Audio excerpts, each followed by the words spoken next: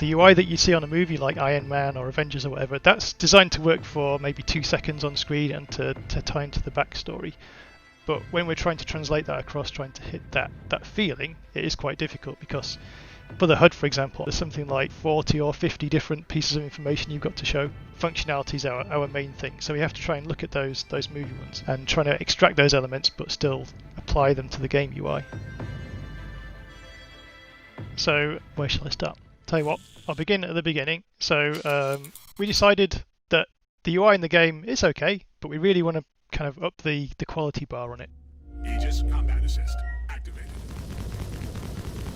We have a fairly comprehensive list of what we needed to be displayed on the HUD. What's there in game at the moment doesn't cover all of that.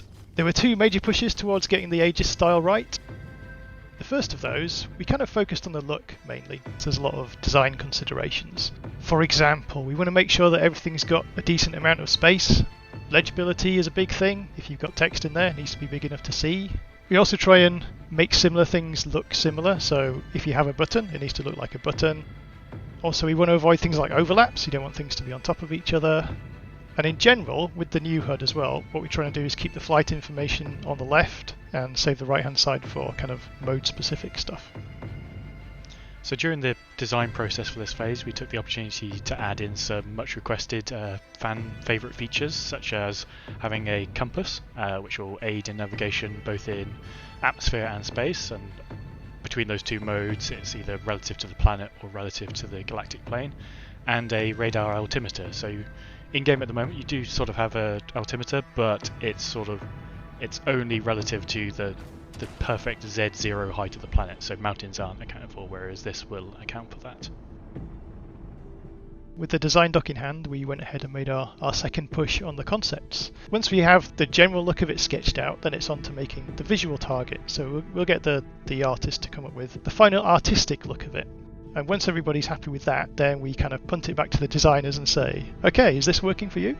And quite often, to start with, the answer is, no, it's not. So what they're interested in is that, hey, maybe it looks nice, but they really want to get across all the gameplay information. So we might tweak around the positions of a few elements, but it's things like make sure the fonts are big enough, make sure that the bars are strong enough. Then we pass that back to the artist, and there's kind of this cycle goes on for a little while. Well, the designers kind of give their feedback, and the artist kind of tries to address it, and eventually we get somewhere where everybody's happy. I think what we've ended up with after all this kind of concept and design work is something that's quite unique for a game, because it's been very well designed, and it's also had a lot of time visually to try and get it looking good.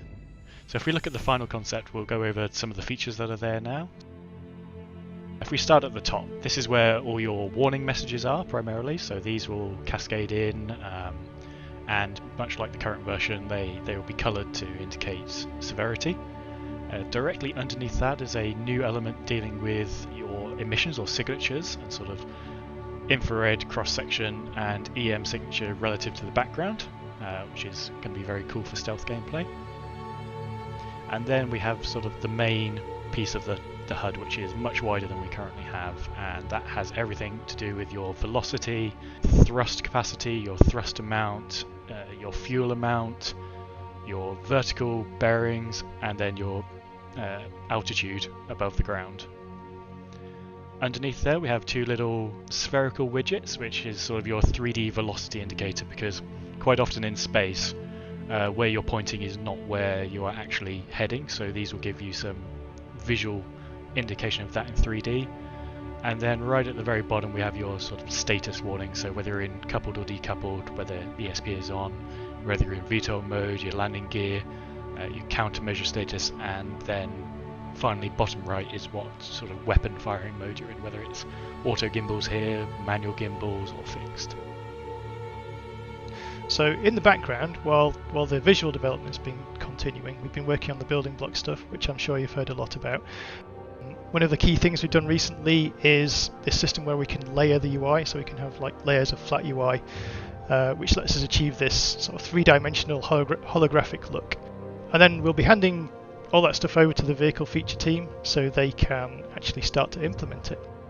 So the next steps, at the moment we're just finalising what the MFDs are going to look like, and As you probably know, there's loads of other manufacturers in the game, so potentially we'll work on something like RSI or Anvil or Drake next, so go through the same process.